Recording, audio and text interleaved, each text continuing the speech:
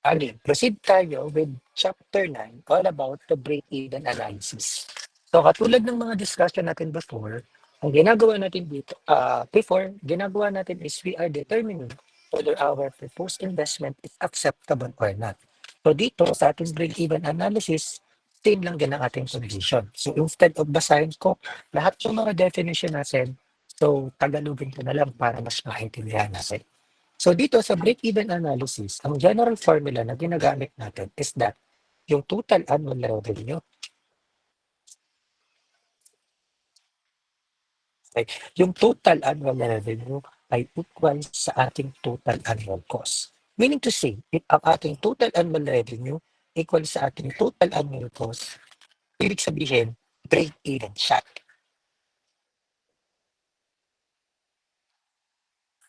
Break-even, meaning to say, hindi nalulugi or hindi rin kumikita.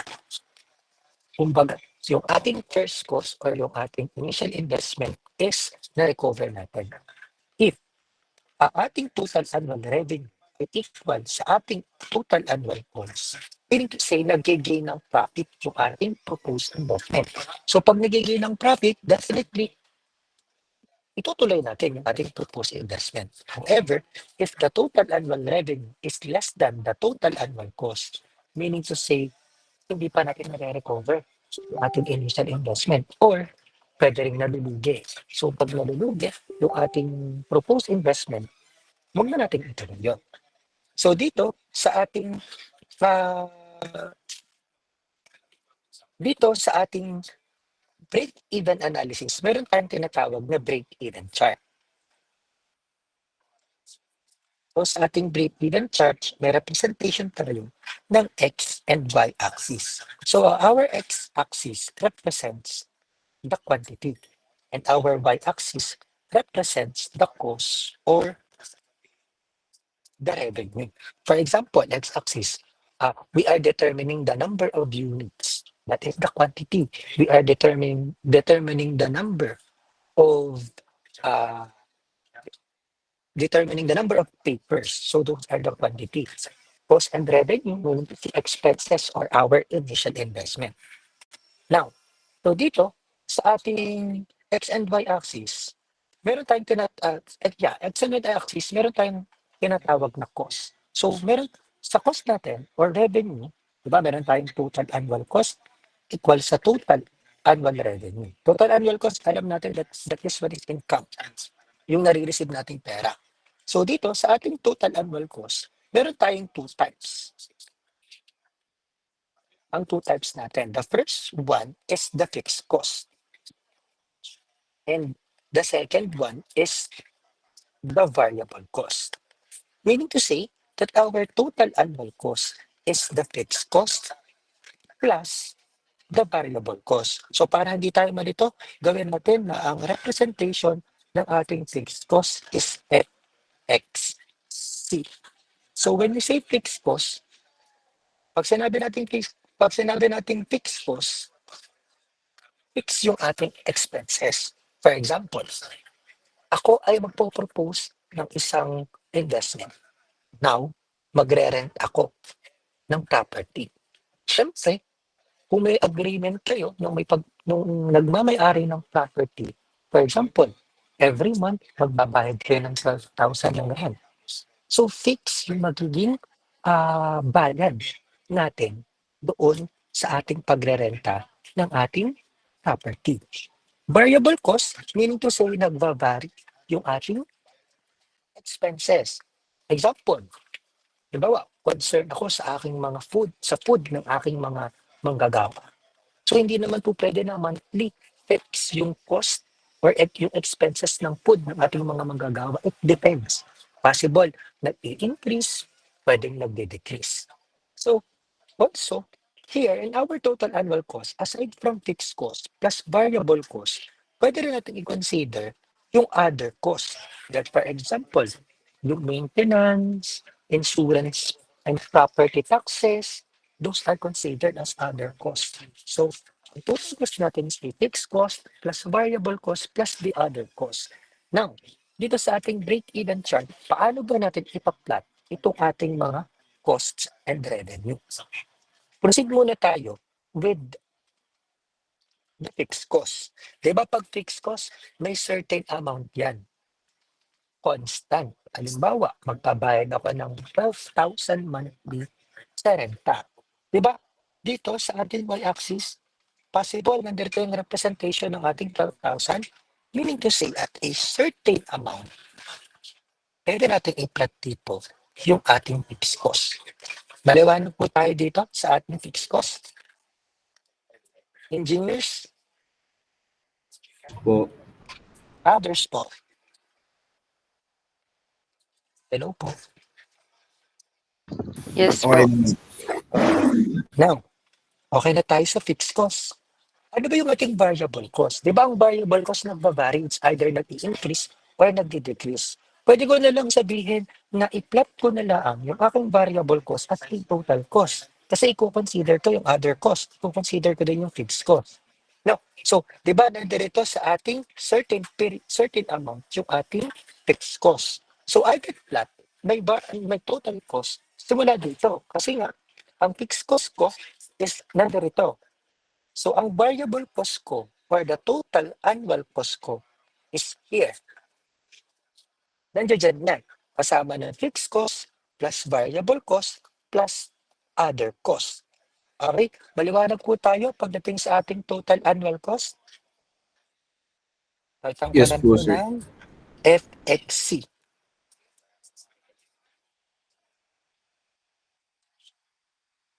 And now, after ng ating total annual cost, proceed tayo with total annual revenue. Okay na tayo with our total cost, no? Total annual revenue naman tayo. Siyempre, income or yung savings na ma-generate ng ating proposed investment.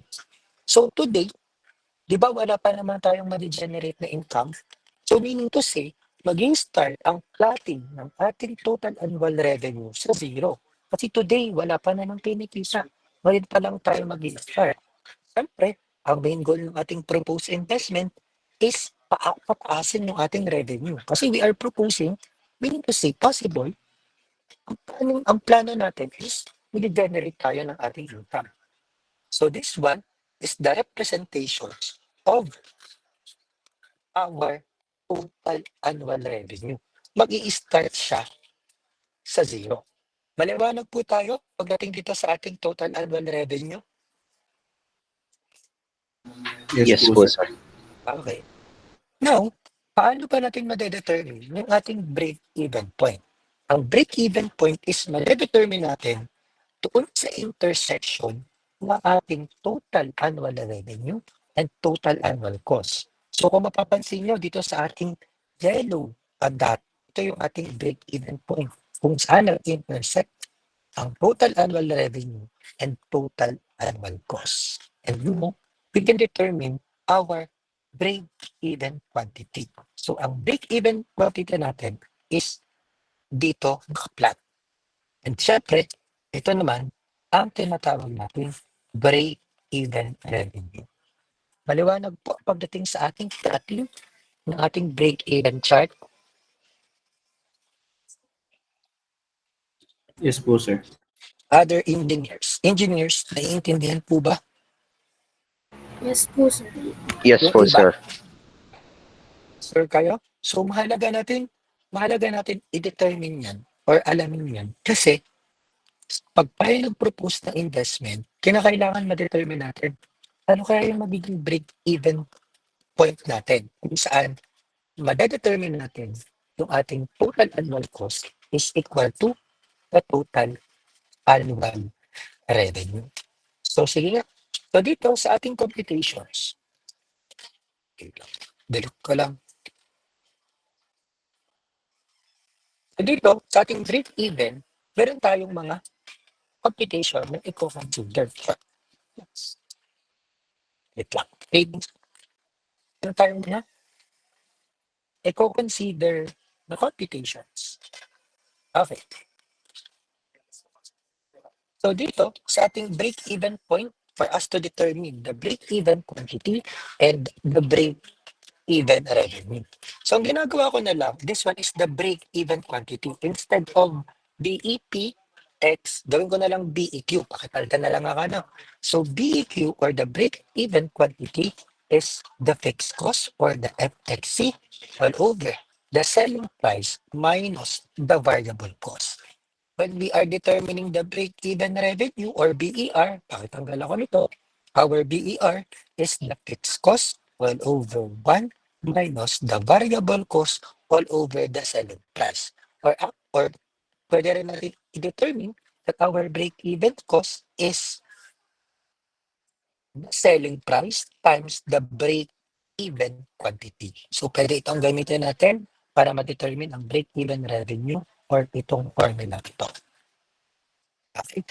Now, itong variable cost, kino-consider ko na din as a total annual cost. Kasi nagbabari yung ating cost. Pwedeng isama na rin natin diyan yung ating other costs. Kaya kino-consider ko that my total annual cost is a variable cost as well. Bahala kayo. Pero ako, selling price minus total cost na din na aking kino-consider. Now, pag ginagawa itong formula, pagdating sa uh, board exam, is ito lang. Yung total annual revenue ay equal sa total annual cost. And naglalagay na lang ako ng equation. For example, let X be the number of quantity. Sir, paano po yan? Sige, ganito. Isa-isahin natin. Yung fixed cost, saan ba siya applicable? Dito sa total annual revenue or total annual cost? Saan siya applicable? Diba dito sa TAC? So, pwede kong ilagay ko dito as fixed cost. No? Now, itong selling price, saan to applicable? O, diba nagbebenta tayo? Pag nagbebenta tayo ng isang produkto o ng isang equipment, applicable siya dito sa ating total annual revenue. Maliwanag tayo doon, engineers? Maliwanag po, sir. Okay. And then yung variable cost natin, syempre cost, so dito siya applicable.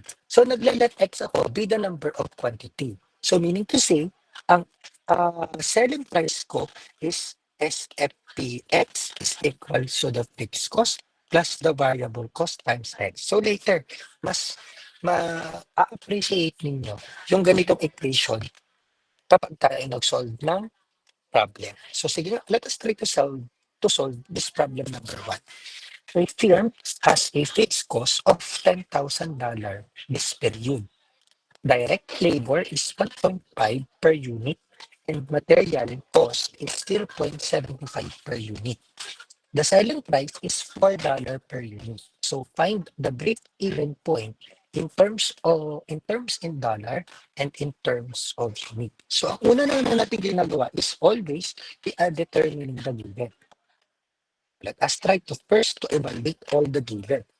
So ang fixed cost natin or FFC sa problem is $10,000. Now, ang direct labor cost natin or LC is $1.5 per unit. And material cost na $0.75 per unit. And meron daw tayong selling price na $4 per unit. All we need to do is to determine the break-even quantity and the break-even revenue. So, syempre, bago tayo mag-plot ng ating drawing, kinakailangan muna natin ma-solve itong ating problem na to. So, let's start with our solution.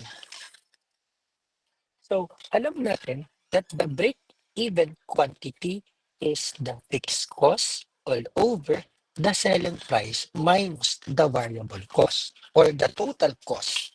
Fixed cost over the selling price minus total cost. Pwede rin yung total cost. Now, alam naman natin that our fixed cost is $10,000. May selling price, naku po, may selling price tayo na 1.5 at meron tayong uh, variable cost which is i-determine natin. Wait, guys.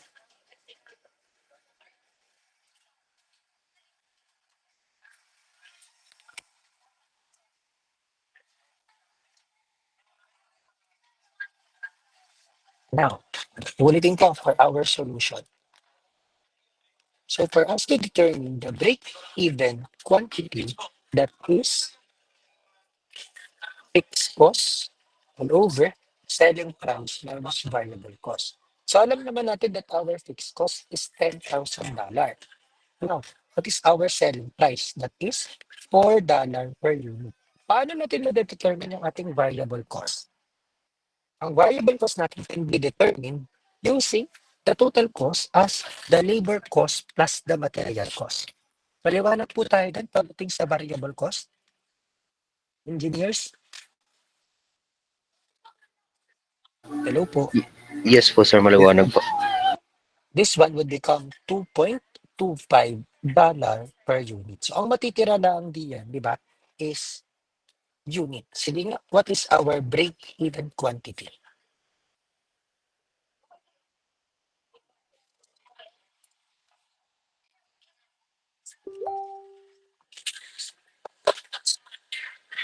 Type ako sa ating chat box. Ang sagot ay napakadami nyo ha.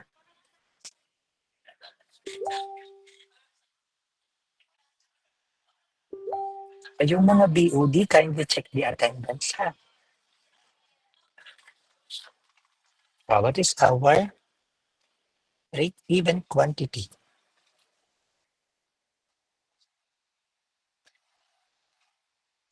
Aside from Sinchi, anong sagot nyo?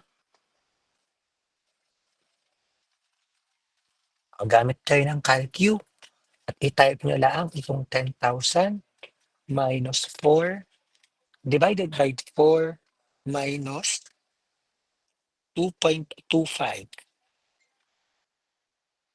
Okay. This one is 5,714.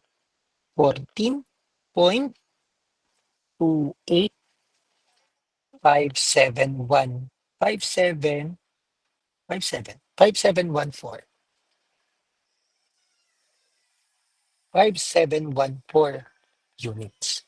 Now, patandaan ito mabuti. Kapag tayo ay kumukuha ng final answer sa break-even quantity, take note that we need to round up. Kasi kinakailangan whole digit yan. So meaning to say that our break-even quantity is 5,715 units. Maliwanag po pagdating sa ating break-even quantity.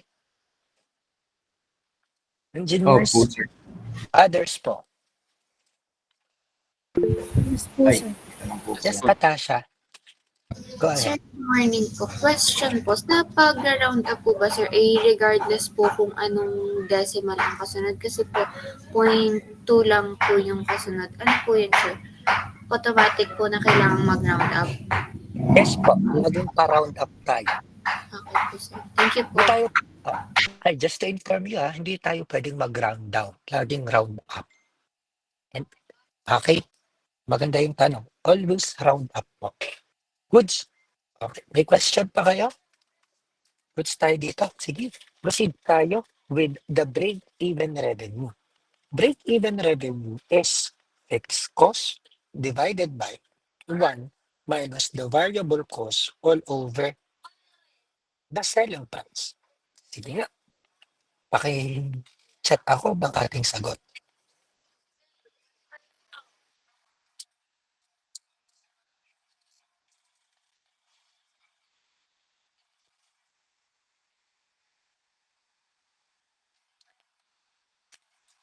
What is our break-even revenue?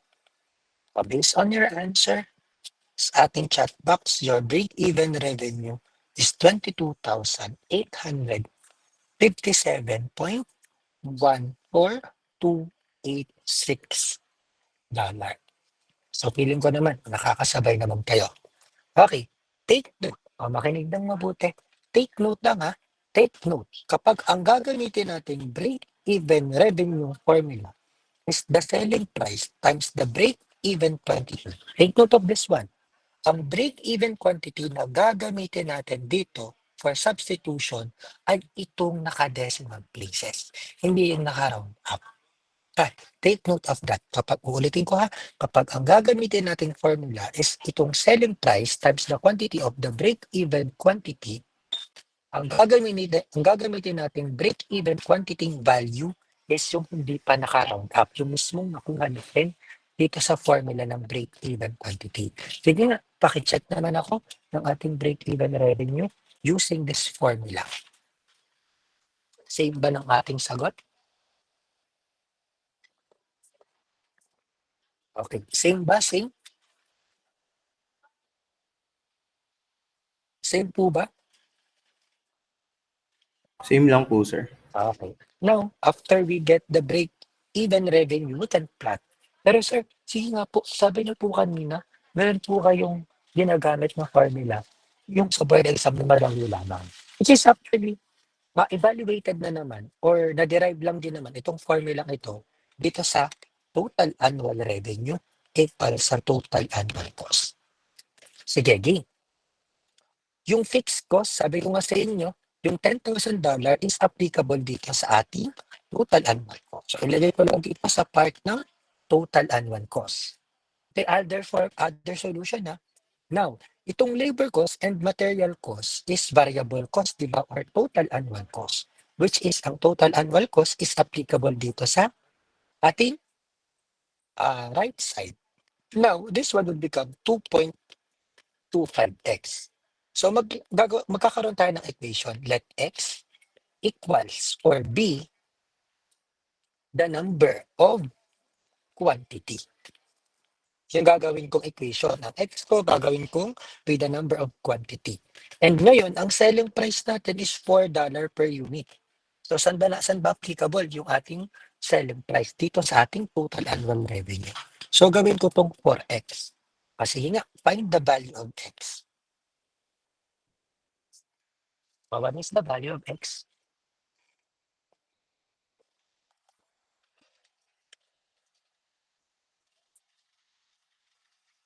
O bakit si Charal nga ngayon lang? What is the value of x? Is it the same ba? Anong value ng x? Same or hindi? Hey guys, imig kayo. Same po, sir. Yes po, Same sir. lang din. Same. 5714 units.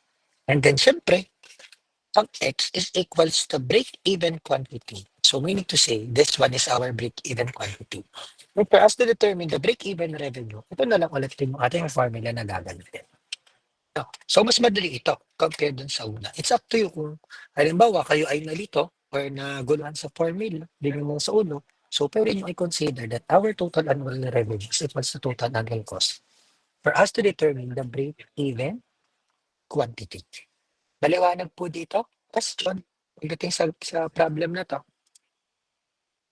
Goods po. Naiintindihan po ang application ng break-even solution for us to determine the break. Okay. Ano, sige nga, i-plot nga natin yung ating magiging break-even chart. Actually, itong break-even chart ay sinasa ulo lamang to. So, all we need to do is to get the final answer, the correct answer for us to plot. Sinasa ulo lang talaga to.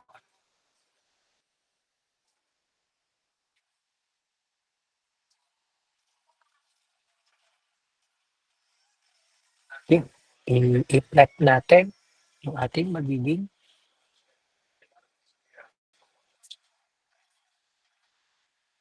okay. Now, alam natin that the fixed cost is here. May certain amount. Ang FC is $10,000. So, ang total annual cost natin is located here. Sasauluhin lang yan. And ang ating revenue is located here. So, this one will become our break-even point. Y-axis and x-axis as number of units. So, ang ating break-even quantity is 5,715 and our break-even revenue is 22,857.14286. Ako po. Wait. Sorry na. Bakit gayon? Break even.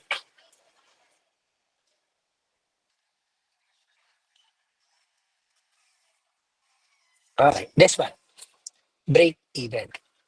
Okay, maliwanag po pagdating sa ating break even chart. Goods po. Yes po, sir.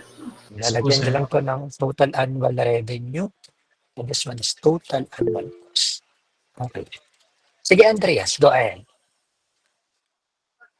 Sir, ano ibig sabihin po, regardless po ng makuhang values, laging ganyan na po talaga ang magiging itsura po ng chart? Yes po, hindi talaga magbabago. Sasauluhin nyo lang talaga. All we need to do is to plot with values. That's it. Thank you po. Baka mamaya, Andres, may zigzag ka dyan ha. Wala po. Zigzag ha, hindi po magzizigzag ka. No.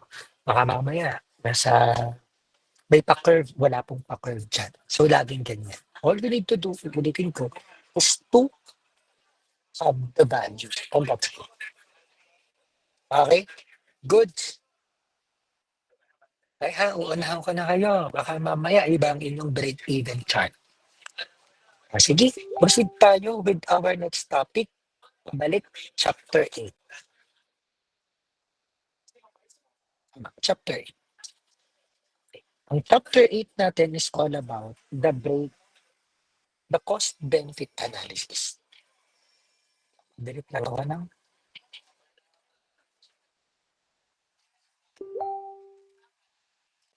proceed tayo with the next topic all about the cost-benefit analysis. Yes. Again, instead of basahin ko na lang ito ng ating definition, so tagalogin ko na lang, pero lahat yan is matatakal natin. So dito, sa ating next topic, all about the cost-benefit analysis, save lang din to ng mga previous discussion natin. So meron tayong pinopropose na investment. All we need to do is to evaluate whether our proposed investment is economically acceptable or not economically viable. Paano po? Dito, sa cost-benefit analysis, meron tayong different considerations on how we can determine if it is acceptable or not. Take note of this one. Take note if our benefit cost ratio is equal or greater than 1. Ulitin ko, if our benefit cost ratio is equal or greater than 1, meaning to say that our proposed investment is economically acceptable. Okay? On the other hand, if the benefit cost ratio is less than 1, meaning to say that our proposed investment is not economically acceptable. Pero sir, ano po ba yung ibig sabihin ng benefit to cost ratio? Benefit cost ratio. Siyempre, ang benefit cost ratio from the word itself is the benefits divided by the cost. Pero ano ba yung benefits?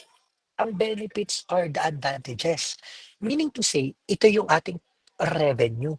Ito yung possible matanggap or kitain ng ating proposed.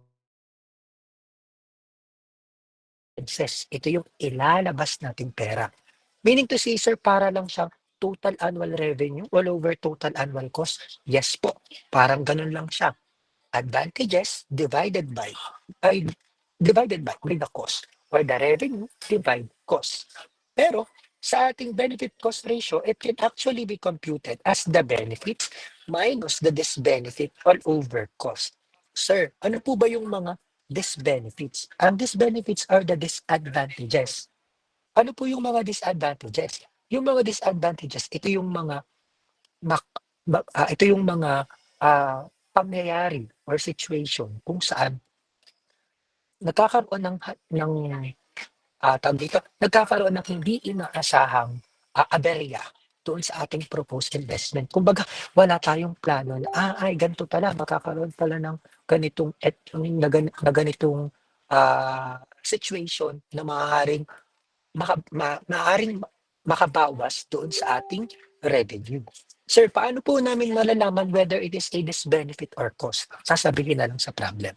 Sasabihin yan kung benefits, sasabihin yan kung yan ay benefits. Siyempre, madedetermine naman natin based on the problem if that is considered as a cost.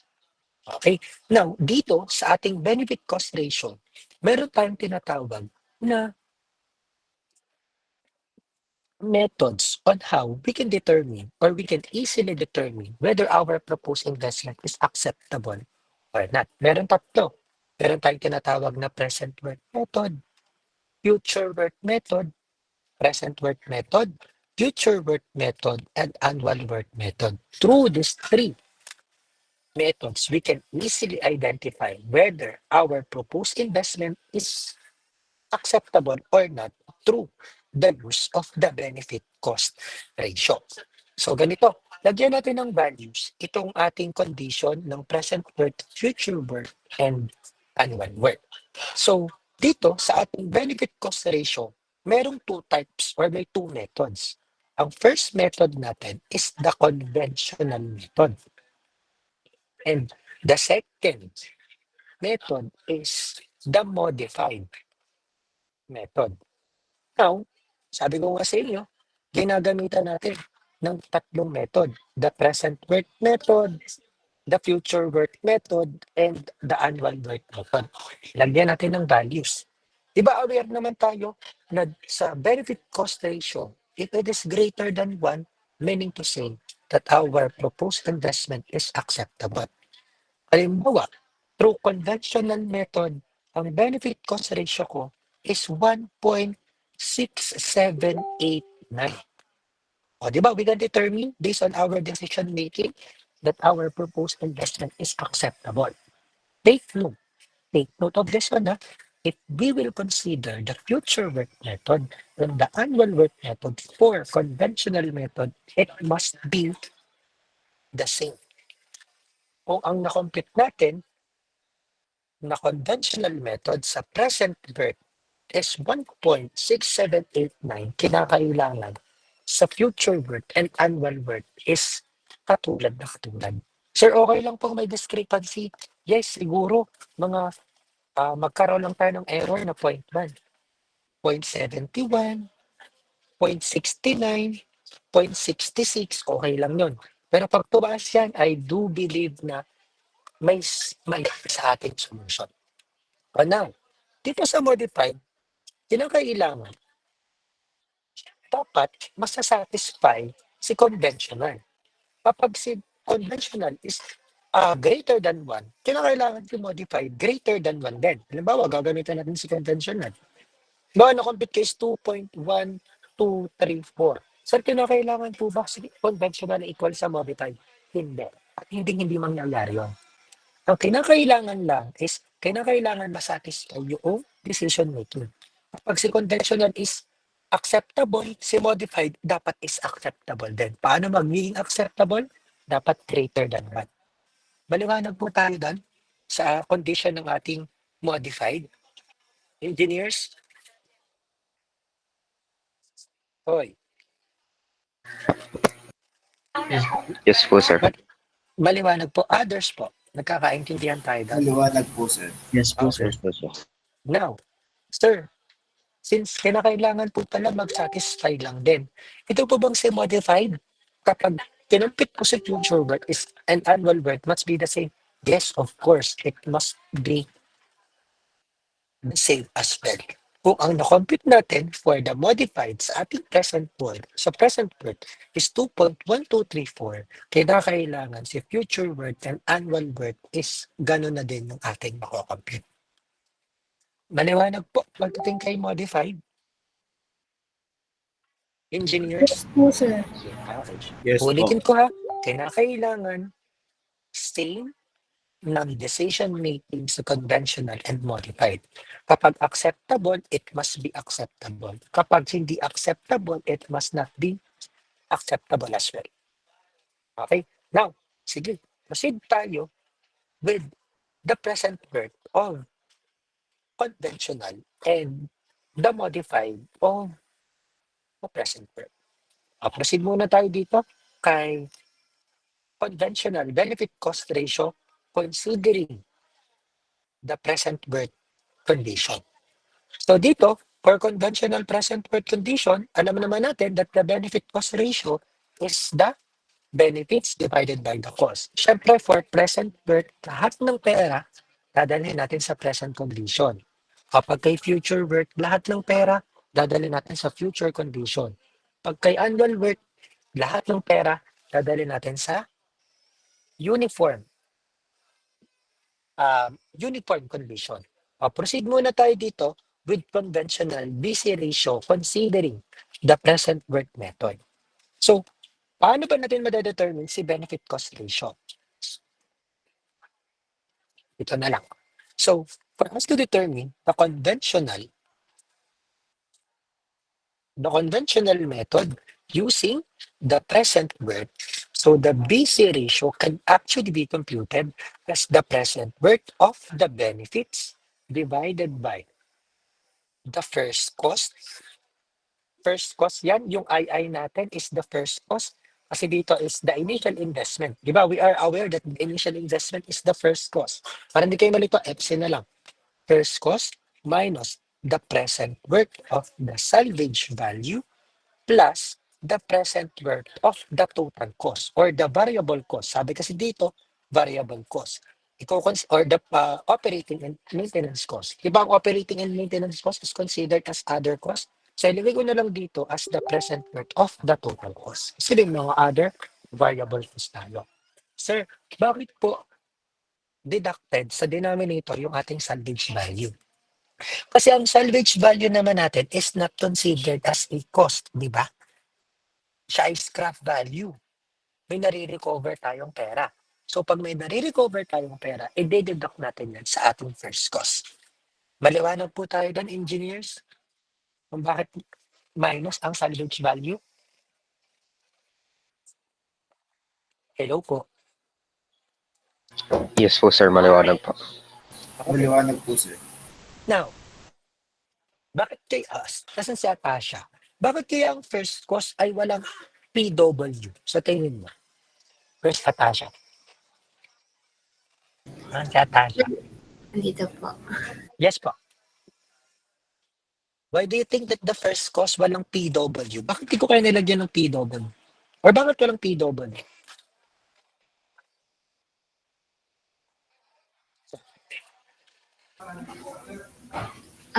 Sir, hindi po ako sure.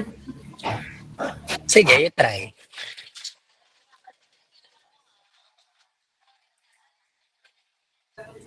Siguro po ay dahil first cost siya, so parang hindi po siya naka-apektuhan ng parang ibang factors. Anyone here? Sige nga. Yes, JV. Bakit siya? Walang PW yung first cost.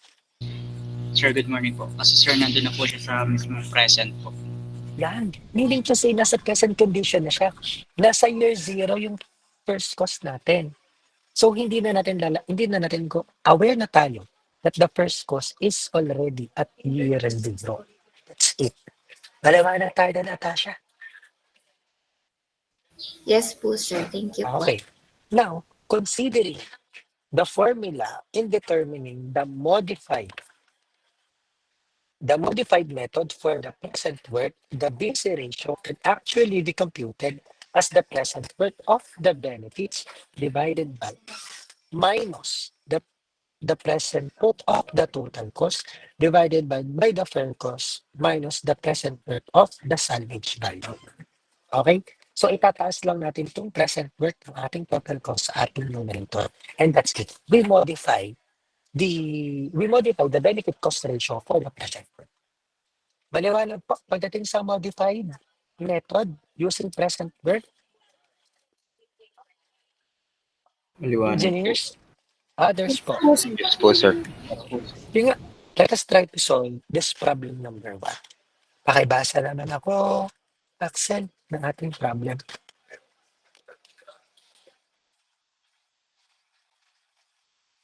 Go, you have your manual.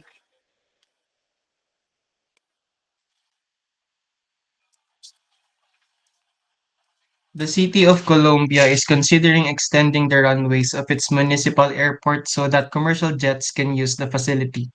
The land necessary for the runway extension is currently a farmland that can be purchased for $350,000. Construction costs for the runway extension are projected to be $600,000, and the additional annual maintenance costs for the extension are estimated to be $22,500. If the runways are extended, a small terminal will be constructed at a cost of $250,000. The annual operating and maintenance costs for the terminal are estimated at $75,000. Finally, the projected increase in flights will require the addition of two air traffic controllers at an annual cost of $100,000. Annual benefits of the runway extension have been estimated as follows: $225,000 rental receipts from airlines leasing space at the facility, $65,000 for airport tax charged to passengers, $50,000 for the convenience benefit for residents of Colombia, and $50,000 additional tourism dollars for Colombia. Apply the UTC ratio method with a study period of 20 years and a MARR of 10% per year to determine whether the runways of Columbia Municipal Airport should be extended. Okay, so ang haba ng problem natin, ha? Sige, let us try to evaluate all the given sa ating problem. Sige, Dean. Start tayo with the given. So, let us first determine, ay nga pala, ay wala na, hindi na tayo break even, ha? Tayo ay nasa cost benefit. Baka mamaya. So, ano yung ating mga consideration sa ating first cost here? Sige, JB. Sige nga, JB, what are the first cost here?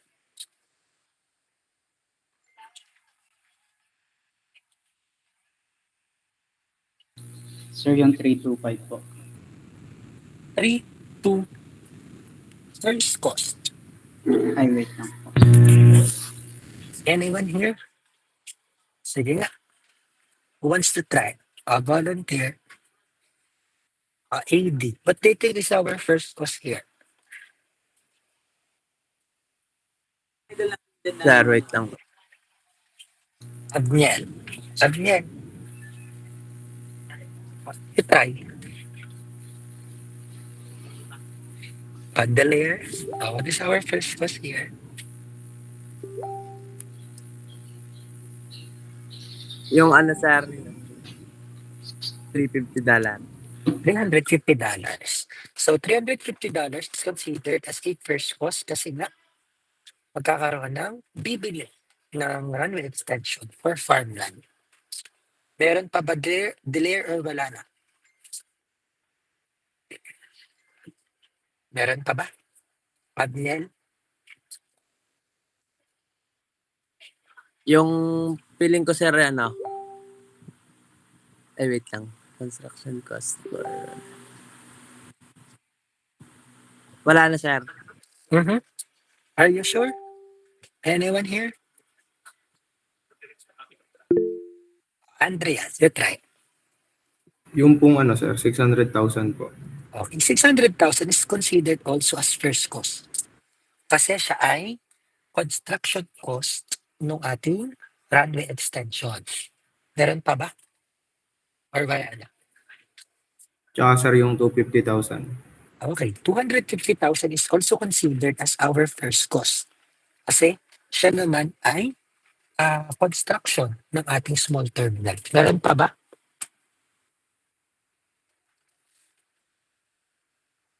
Andreas? Wala na po. Okay, wala na daw. So what is our first cost?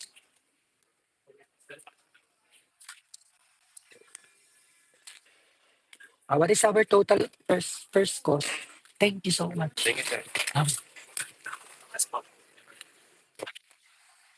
Ayun, Lucy.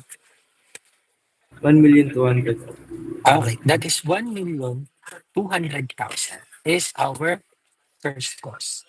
Now, proceed tayo with the benefits. Sige, Andreas, ikaw na nga. What are the benefits here?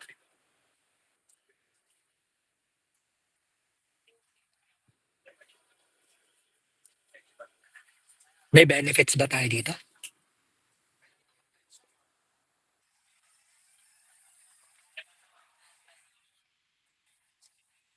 Andreas, do we have benefits here?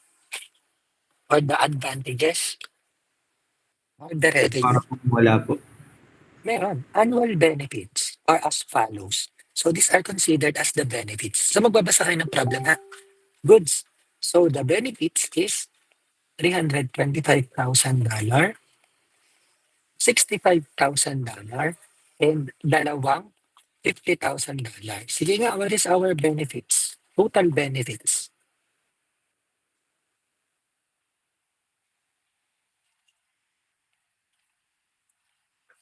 What is our total benefits here? 490,000 po. Again, 400, 490,000 po. 490,000. O, nakakasabay ba kayong mag-evaluate ng given, engineers? Nakakasabay? Yes po, sir. Yes po, sir. Okay. Now, ano kaya yung ating mga expenses or total annual cost? Meron ba ditong operating, di ba? So, total annual cost is operating and maintenance cost plus yung 2 air traffic controllers. 2 air traffic controllers at annual cost of 100,000. So, we can determine that our total annual cost here is 22,500 as well as $75,000 and the $100,000 for 2 controllers. So, what is our total annual cost?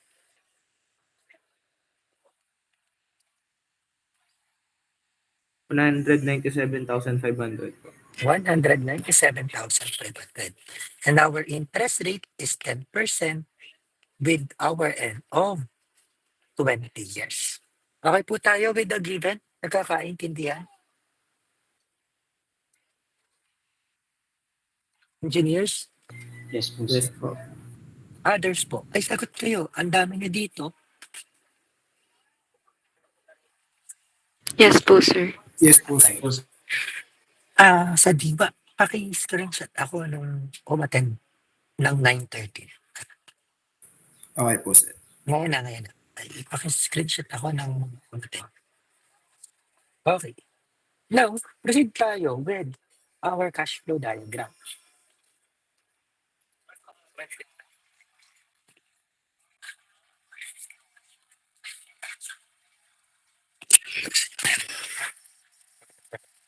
Tapos na.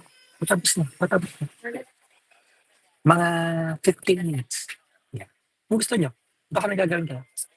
Sige. Game. Sa CFD natin. So 0, 1, 2, 18, 19, and 20. First cost natin is 1,200,000. So aware naman tayo, first cost natin is located at year 0. So this one would become 1,200,000. And may benefits tayo na 490,000. Siyempre, benefits, advantages siya, kumikita ng pera. So, pataas yung ating magiging benefits. Maliwanag po tayo dito sa 490,000. Engineers, Yes po, sir. Yes po, sir. may cost tayo, total annual cost na 197,500. Siyempre, every year, for 20 years na nag-ooperate, magbabayad daw tayo ng 197,500. Now, since present worth tayo, all we need to do is lahat ng pera natin is dalhin natin at year 0. Paano nga natin madadala? Using an ordinary annuity of the present worth. So, 1a times the quantity of 1 minus 1 plus I raised to negative n all over I. So, using this formula, matatransfer natin or madadala natin lahat ng pera sa present condition. And now, using conventional ng ating present worth. So the BC ratio is the present worth of the benefits divided by the first cost minus the present worth of the salvage value plus the present worth of the total cost. Proceed tayo. Itong 490,000, dali natin sa year 0. 490,000 times the quantity of 1 minus 1 plus 0.10 raised to negative 20 all over 0.10. All over, first cost natin is 1,200,000. So, i-retain na natin itong 1.2 million since nasa year 0 na siya. Is already located at year 0. That's why 1.2 million, wala na tayong gagamiting formula. So, since wala tayong salvage value, 0 ang ating salvage value dito. Kasi wala namang given. Pero ang salvage value natin, if in case lang na, halimbawa may given siya, syempre located siya at year 20. Halimbawa lang naman, nandito yung ating salvage value. Paano natin ito madadala sa year 0? Gamit ang compound interest ng F1 plus I raised to N. Tatandaan ha, halimbawa may salvage value. Ito ang gagamitin nating formula ng present condition para madala sa year 0 ang ating value ng salvage value. Since wala dito, ilagay natin na minus 0. Now, ang total cost natin, same lang din naman ang condition sa ating benefits. So, gamitan natin ng 197,500 times the quantity of 1 minus 1 plus 0.10 raised to negative 20 all over 0.10. Sige nga, what is our benefit cost ratio for conventional? Check mo sa ating chat box.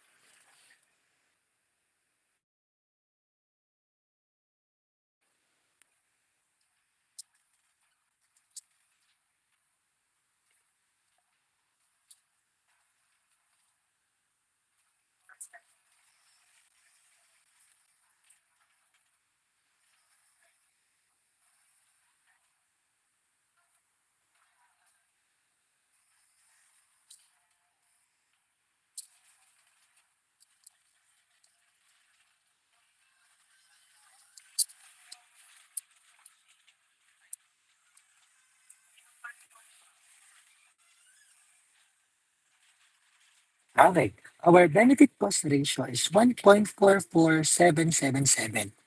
Nakukuha nyo ba to? Nakuha nyo po? Engineers? Hello po. Okay.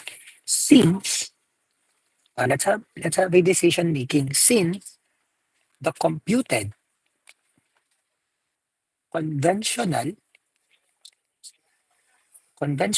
benefit cost ratio is greater than 1, therefore, the runways should be extended or acceptable, or the proposed investment is economically acceptable to extend. Maliwanag po pagdating dito sa ating problem for conventional engineers. Yes po. Okay. Nakakasabay ka kayo? Nako-compute nyo din pa? Naiintindihan nyo yung topic natin? Yes po, sir. Sige nga, for modified naman. Using modified. Pakompute ako and then pakichat ako ng ating sagot sa ating chat box. Dali lang yan. So, itong 197,000 itataas lang natin and that's it. Pero sulat ko pa din dito. Yung compute ha, present worth of the benefits minus the present worth of the total cost over first cost minus the present worth of the salvage value. Sige. Hindi ko na i-solve kasi na-solve na naman natin dito sa una. Ano na lang, bigyan nyo na lang ako ng sagot. For the benefit cost ratio using modified method.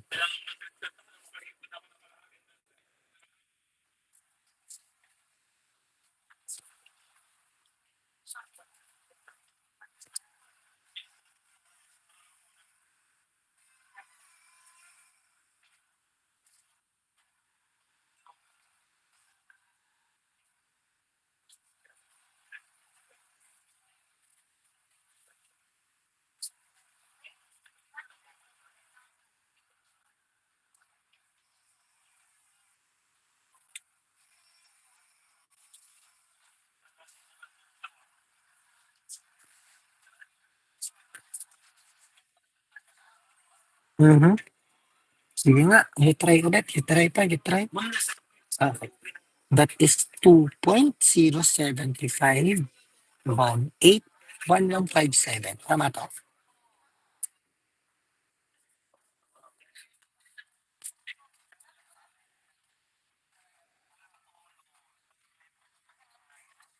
Other answer. Pa-check mo ako kung ganito ang sagot niya. Habang nagko-compute kayo, ilagay ko lang yung aking decision making. Sin.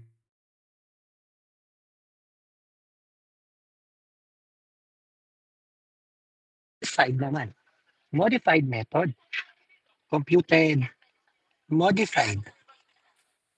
BC ratio is greater than 1. Therefore,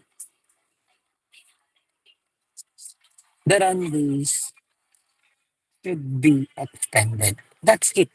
So, sabi ko nga sa inyo kanina, kinakailangan mag-satisfy ang dalawang decision-making condition natin. Pag ang isa ay less than 1, so something is wrong with your computations. Okay po. Maliwanag po tayo dito sa ating benefit cost ratio using conventional and using modified method. Do you have questions, clarifications, or concern?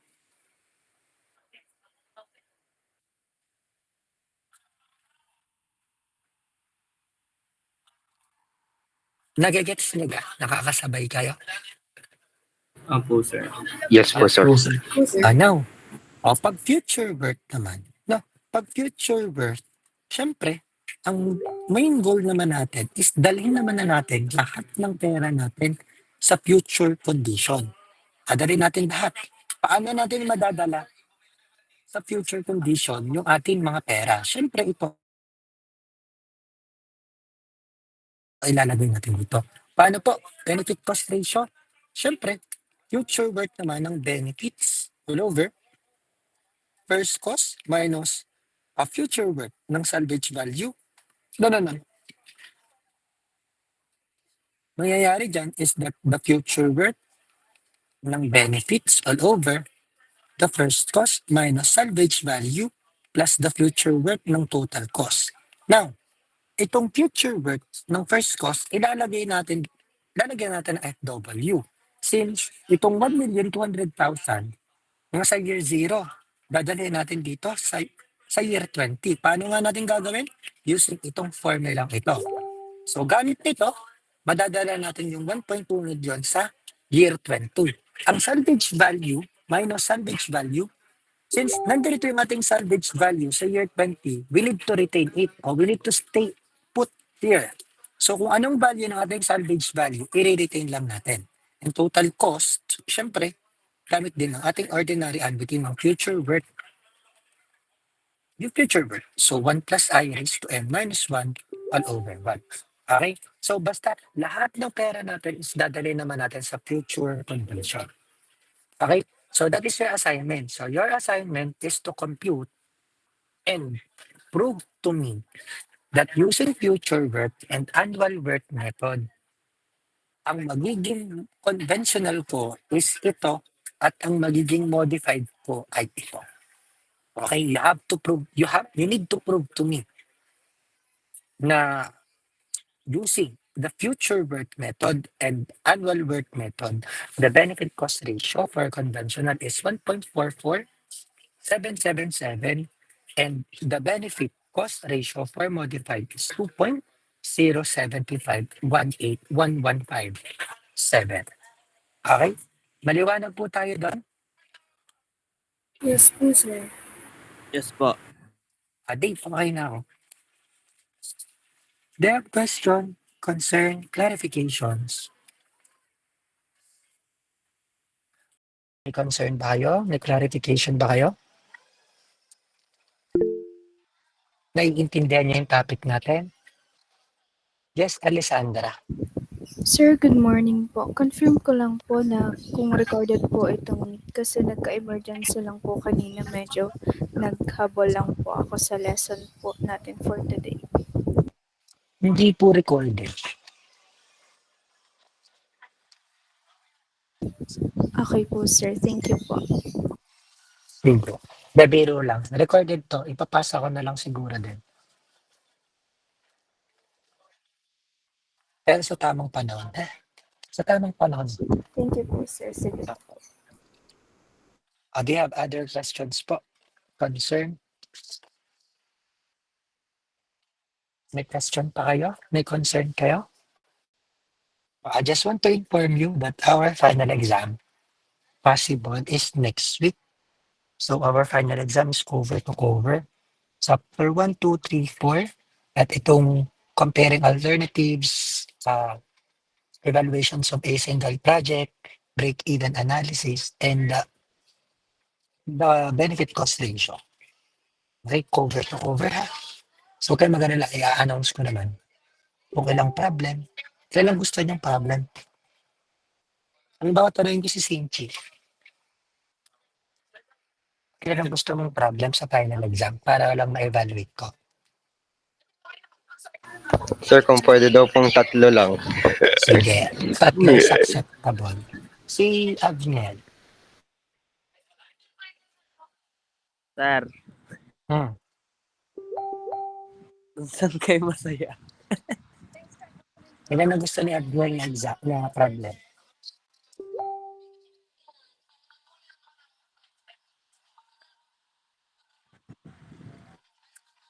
Ilan Agniel? Ilan? Mga ano, sir? Tama, isa. Isa lang. So pag isa, 100, 0 perfect. So pag tatlo, siguro possible 30, 30, 40, 0 perfect. No? So sa pagkaunti, sa pagliit ng challenge. De joke, sir. Mga 5. Ayos na yan. Baka naman magkaroon ng mental health condition si Sinti kasi 5. Baka masyadong madami yung 5. Kapag kaya si Andreas ang tinanong ko, ilang kaya ang gustong problem? Ano sir, parang quiz po, mga 25. Tapos may choices. Grabe naman, sabi ni Sinchi, ang gusto ko nga lang 3, tapos ang iyo naman 25. Para po mas maraming tatamaan sir. Mas marami ka ding mamamalian. Kasi pag 3, di masakit yun, 3 lang yung mali. Kasi pag 25 ang mali. Di ba? Di mo ba naiisip yun? Pagdami ng tanong, pagdami ng mali. Pag po madami hindi po masyadong ganun, kumbaga kahirap yung problem. Sige. Actually, nakagawa na ako ng exam. Siguro, I can confirm that is less than 5, maybe less than 5. Tama si Sinchi. So, tama si... less than 5 lang. Hindi siya multiple choices. So, ano siya? Talagang problem exam.